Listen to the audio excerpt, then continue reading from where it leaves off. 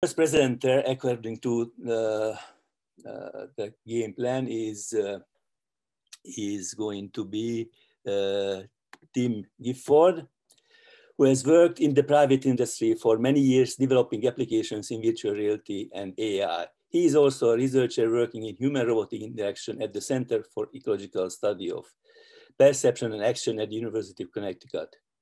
His research led to the starting of the company Movia Robotics, which builds software and systems to help people and robots work together.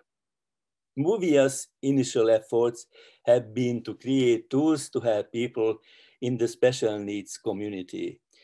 So he's going to talk about a special group of special needs people, autistic individuals, and basically sets the stage in terms of application and highlighting some challenges for theoretical issues we discuss later. So, Tim, it is yours. Well, thank you very much, and what a pleasure to be part of this this meeting and conference. I have to say, each of the talks has been very interesting, and the range of topics and the central topics are quite necessary.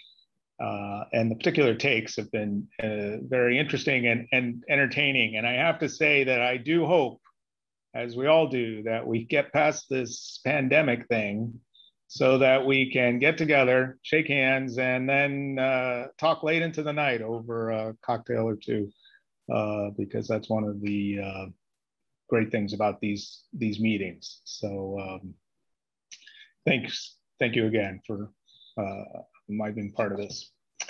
All right.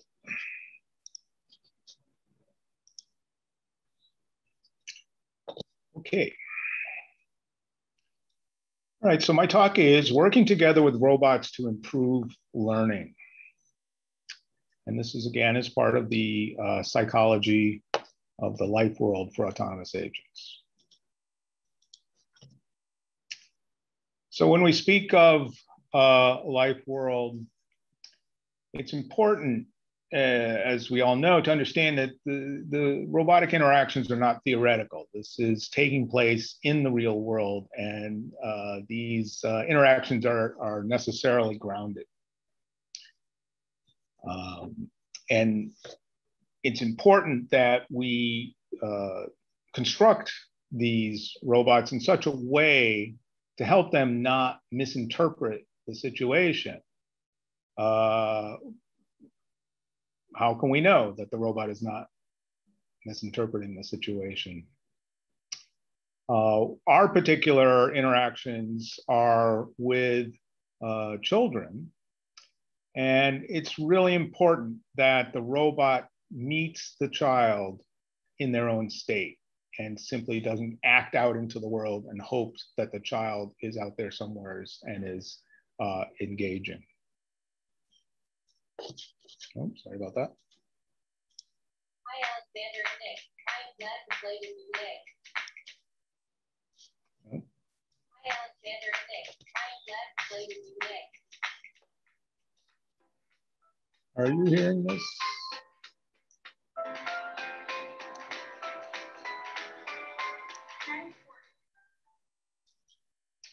So here we see some examples of what we do. And what that is robot-assisted instruction. And we use robots to work with the children to provide interactions, to provide therapeutic and training interventions. Now, RAI is a form of socially assisted robotics, and it works very well. When children with ASD respond well to robots, the children treat the robot as a social entity. It's not a toy, it's not an object, it's actually a little character. But this entity is simpler, and yet it's dynamic and predictable. Now, the robot being in the same physical space as the child is very stimulating to the child. And it actually is more stimulating than a character on a tablet or even a person. And this is due to stimulation of the mirror neurons and so forth. And this leads to a very good uptake of the information and then also retention, which has been shown by research. Now, these interactions are very positive, and it's a positive experience for the child and for the facilitator because the robot is able to provide a large part of the intervention, leaving the facilitator free to do assessment and to participate in the guidance of the system. But the attention is really on the robot. One of our chief goals is to make an actual tool that can be used in the real world by our customers. And this is a robust system, so it needs to be very easy to use, very durable, and provide real outcomes.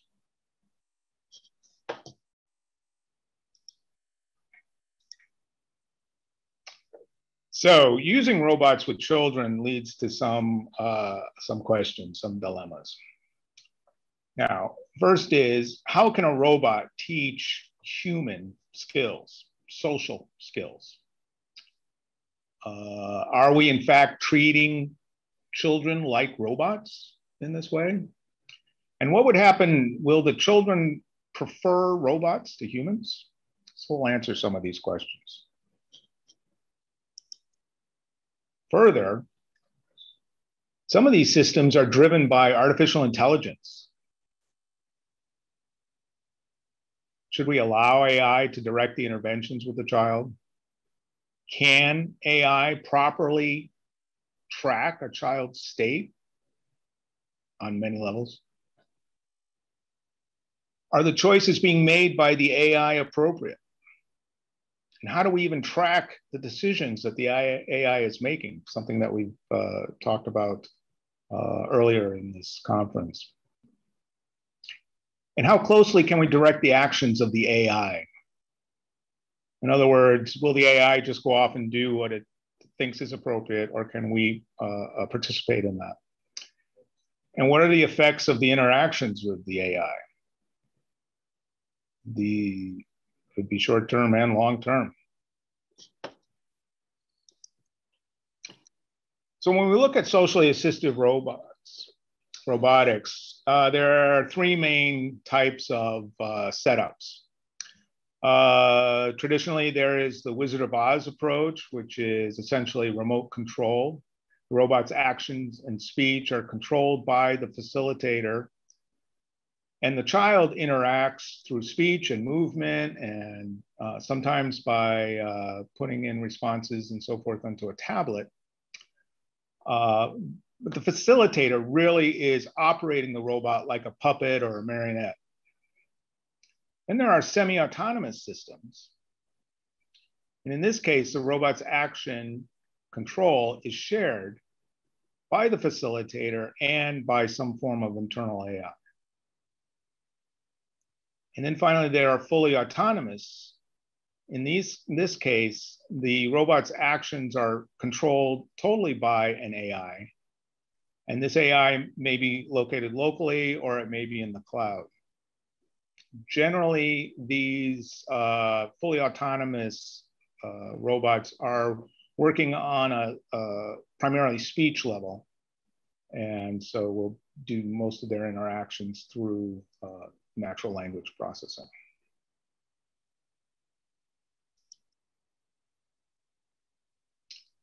So I'm going to talk primarily about how we do it and how we've learned through our 15 years now of work in this area.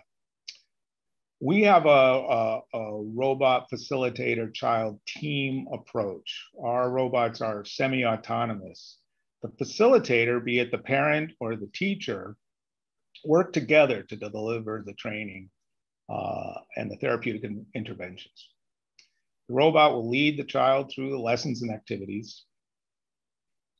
And the facilitator will provide inputs from time to time to augment the robot's decision-making and also to track the child's actions when it is outside of the robot's ability to detect.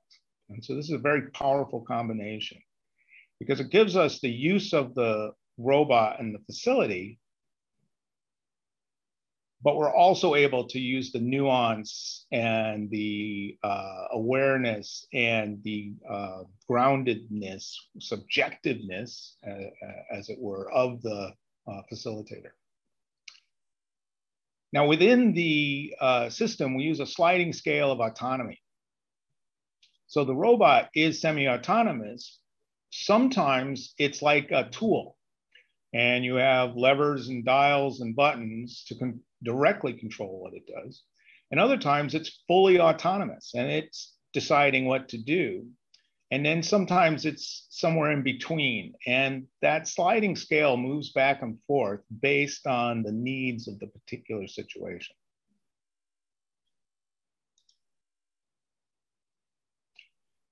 In order to make this happen, we use what we call contextual AI. And in this case, the system is grounded in the context of a particular situation. This grounding in context allows us to constrain the action possibilities and to use an appropriate level of control and autonomy for that particular situation.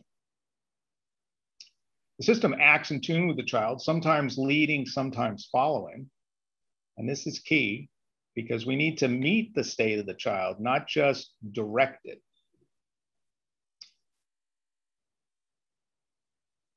The interactions are unique within each mode. Sometimes it's the same and sometimes it's different, but this gives us great flexibility to be able to have a very dynamic interaction.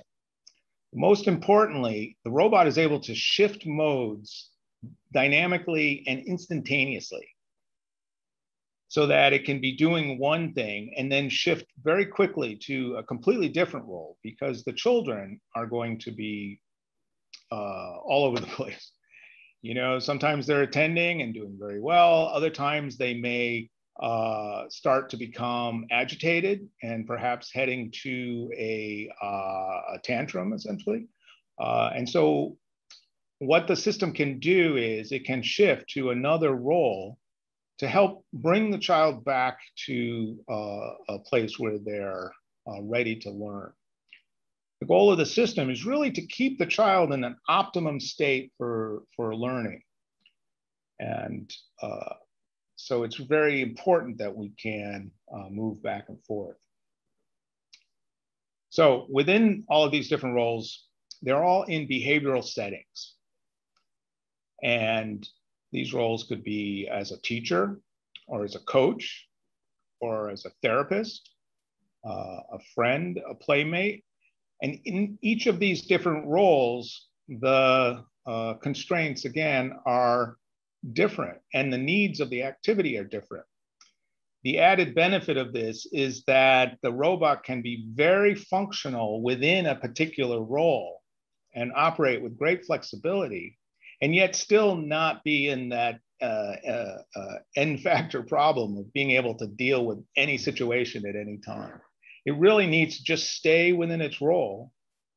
And the expectations of the participant, of the person who is collaborating with the robot at that time, are also constrained within that context and within that role. So they don't expect the robot to be able to do an infinite number of things. They really expect the robot to do what is appropriate. So this context and roles is beneficial on multiple levels.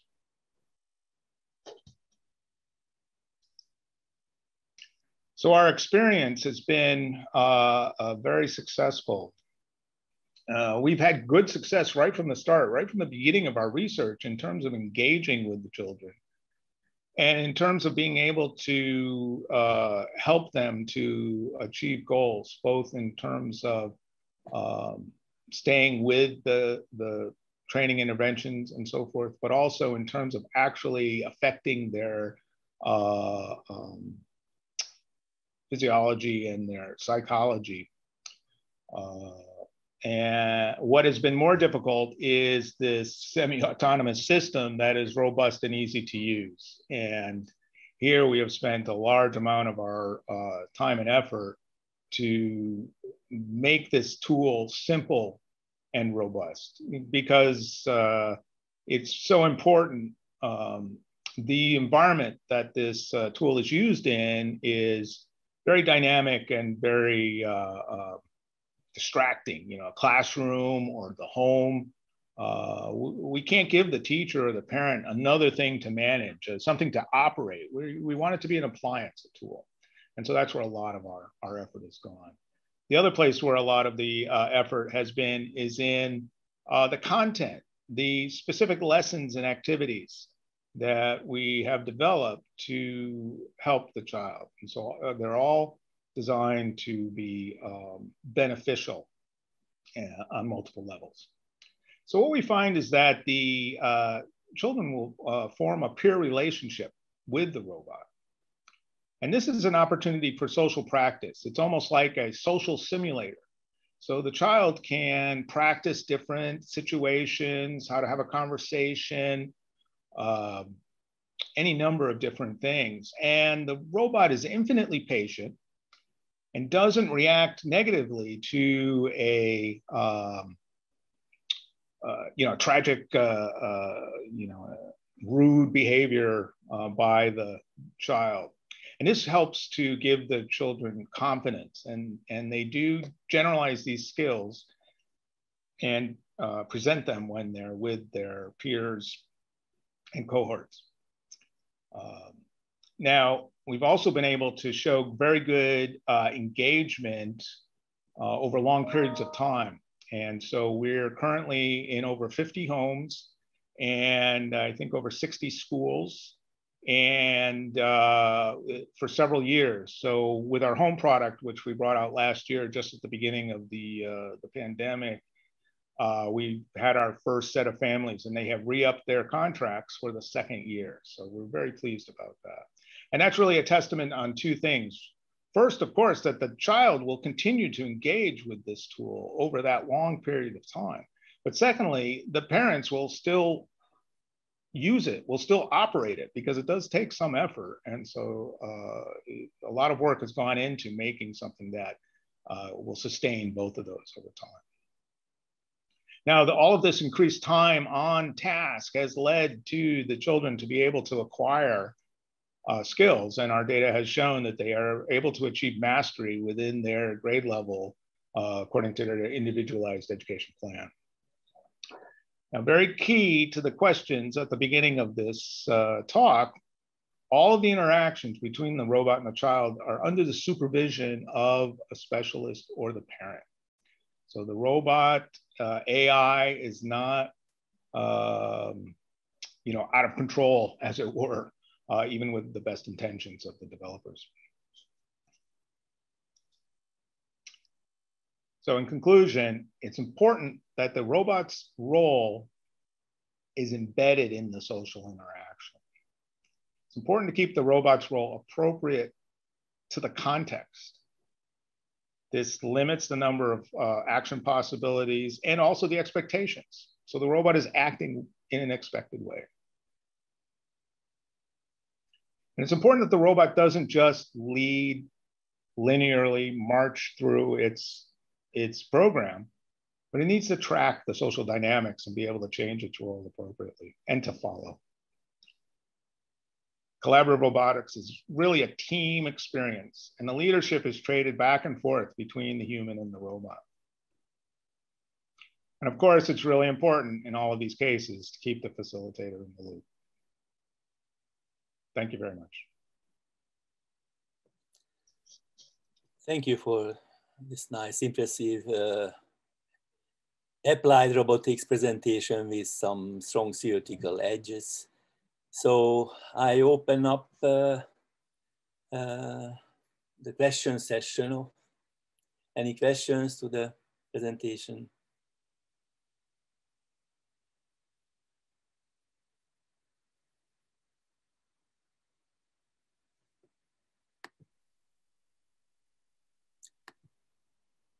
Trying to check anybody.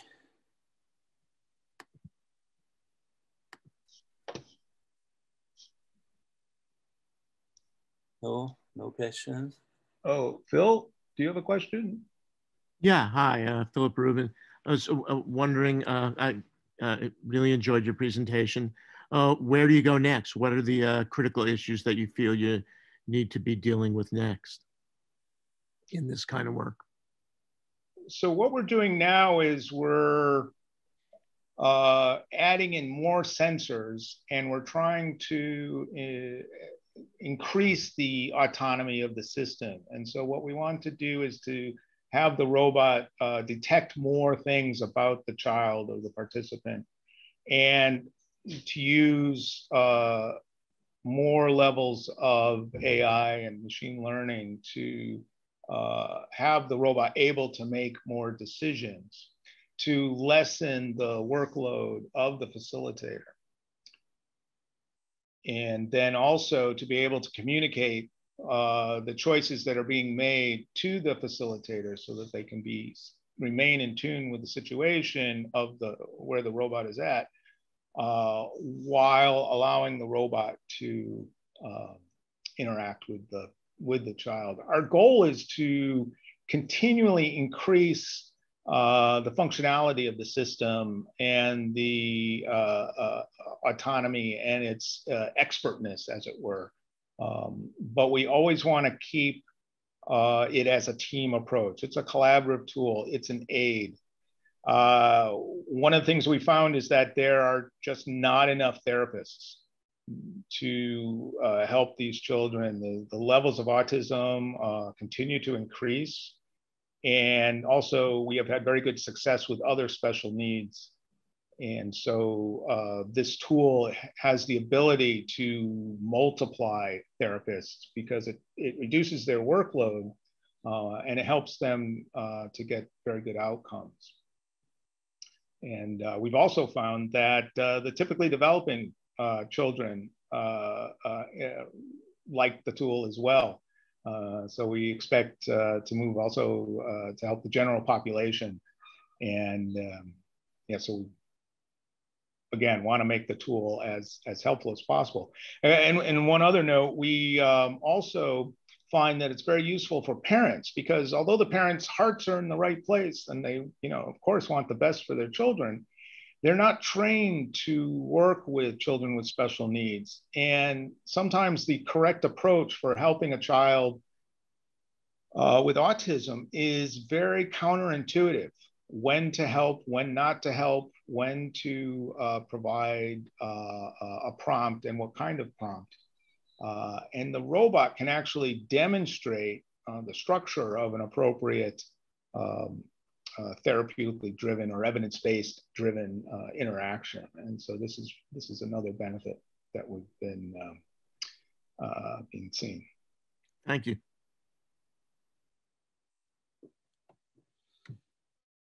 Any other question? You see, I don't see. Yes, yes, Andrew. Yes, Tim. I have a question. Very nice presentation. Thank you. I would like to ask you, what if you perform regularly the assessment of the development of those children, and if according to this assessment, you foresee that the relationship with robot progressively will not be so needed. I mean, that the skills enhanced by the interaction with the robot are really interiorized and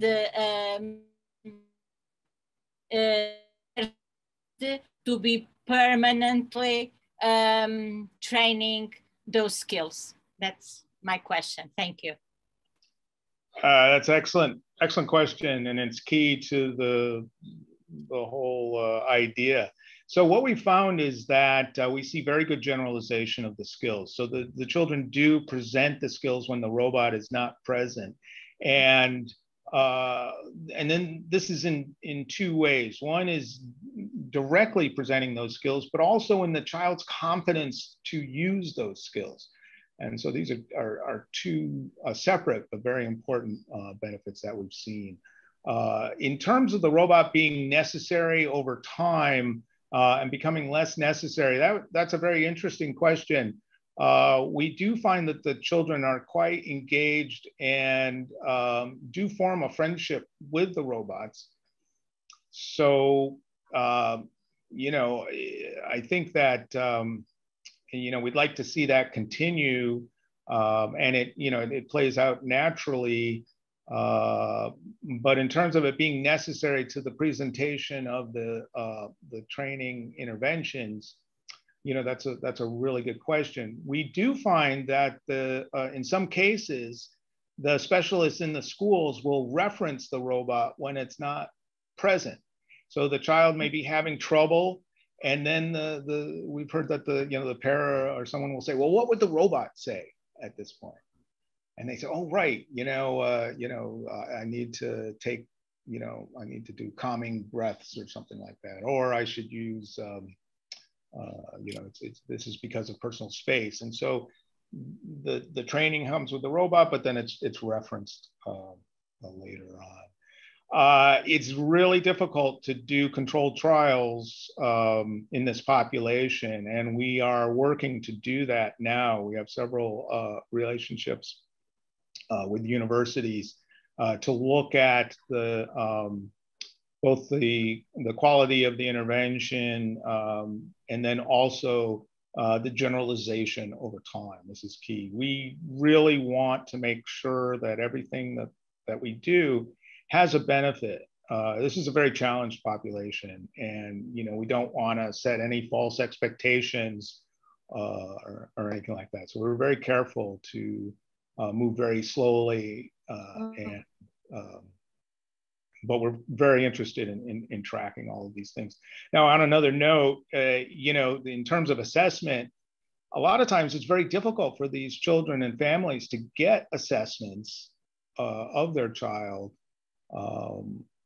in a timely manner or regularly. And so that's one of the things that we're looking at as another benefit of the tool. We're working to add to its capability. It does right now, it does do automatic data collection of how the child does within the particular activities and so forth. And we'd like to increase that so that it can be a helpful tool both for the parents and for the clinical community and the school to keep a sort of a constant a track of the child's progress. Yeah, thank you. Yes, I think this monitoring and this assessment over time is fundamental. I've already said this somewhere else and written about it because, for instance, here in Europe, we have these pilots and that develop these robotic systems and make them interact with a small number of children and assess the performance, but just in a limited space-time frame. And in my opinion, this isn't enough. This isn't enough. It has to be monitored in the long term. It has to be assessed, either external or taking the ethical precautions by the very system, as you said, by the very system that recording or something with, as I say, the ethical concerns involved with that kind of data, but gives the evidence of possible improvement of skills. And it is necessary, and this to me is a fundamental issue.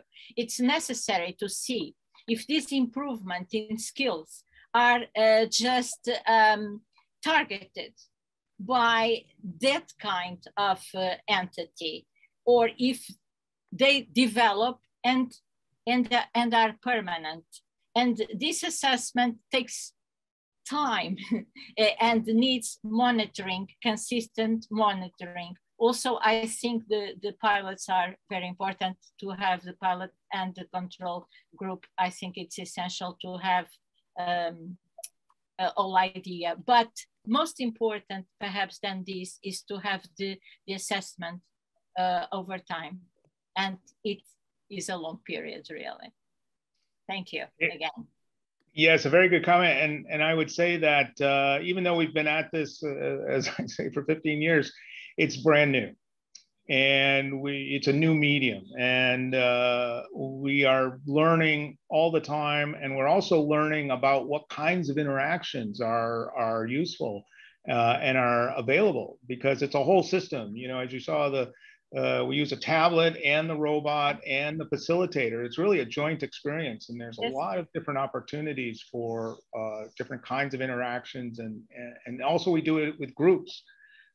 So that's really exciting. But what we do find is, or at least the theory that we buy into, is that if we can help these children early on, both by giving them skills to help them to be successful in the school environment, and then also confidence that we can change their trajectory. And then this will have a multiplicative effect over the course of their life.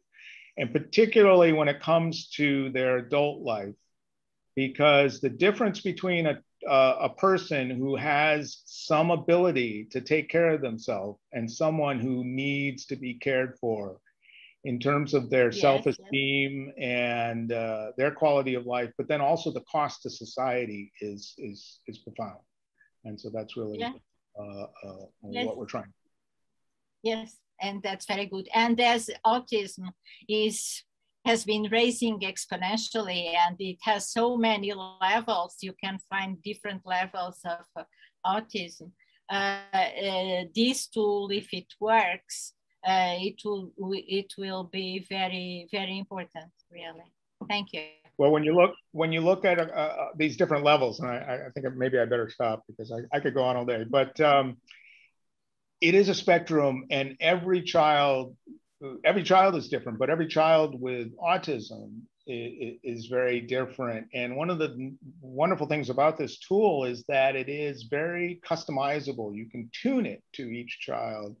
And so it's, it fits in with universal design for learning, where you don't fit the child to the curriculum, but you fit the curriculum to the child.